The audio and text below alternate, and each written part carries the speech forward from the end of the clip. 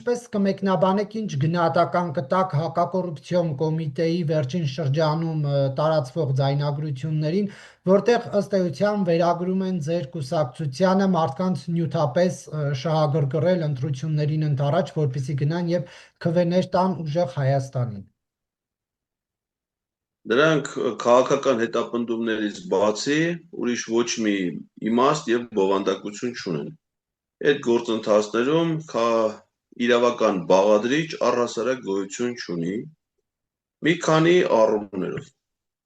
Այդ ձայնագրությունների հրապարակումից իմ մոտ այլ հարցեր են առաջանում։ Հարց առաջին. գաղտնալսվում են մեր քաղաքացիները փաստորեն։ Գաղտնալսումը դա ապօրինություն է։ Մեր սահմանադրությամբ յուրաքանչյուր ոք ունի անձնական կյանքի պաշտպանության իրավունք,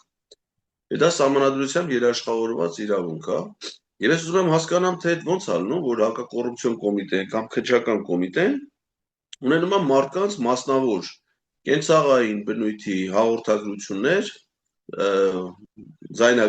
խոսակցություններ հեռախոսային, որոնք հայտնվում են նրանց ձեռքում։ Տարբերակ առաջին, եթե դա ապօրինի ձայնագրություն է, ապա դա կարելի է մտածել նաև կեղծ է եւ ոչ մի ապացուցողական իմաստ չունի, դրան պետք չի անդրադառնալ։ Եթե դա օրինական է, իսկ օրինական կարող է լինել միայն այն դեպքում, եթե իրավապահ մարմինները նախապես են դիմել դատարանին, թույլտվություն են ստացել կոնկրետ անձանց գաղտնալսելու։ Եթե դա օրինական է, ինձ այլ բան է հետաքրքրում։ Իրավապահ մարմինները միայն ուժեղ Հայաստանի ներկայացուցիչներին գաղտնալսելու համար են դիմել դատարան, թե ընտրությունների մասնակցելու հայտ ներկայացրած բոլոր քաղաքական ուժերի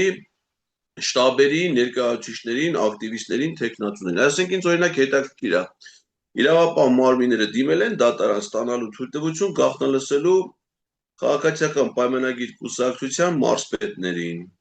համայնքի ղեկավարներին, դպրոցների տնօրեններին։ Ինձ օրինակ հետաքրքիր է, թե նրանք իրար հետ ինչ են խոսում հիմա հեռախոսով։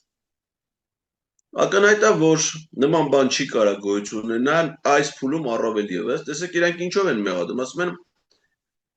շահագրգռում են մարդկանց, որպեսզի մարդիկ քվեարկեն ուժեղ Հայաստանի օգտին, ճիշտ է։ Ուժեղ Հայաստան կուսակցության գրանցում կենտրոնական ընտրական հանձնաժողովը մինչև հիմա չի արել, ինչպես մնացած բոլոր կուսակցությունների։ Այսինքն, եթե կուսակցությունը կամ դաշինքը դեռ գրանցված սուբյեկտ չի, ինչպես է հնարավոր մարդուն շահագրգռես, որ ինքը ընտրի մի քաղաքական ուժի, որը դեռ գրանցված չի։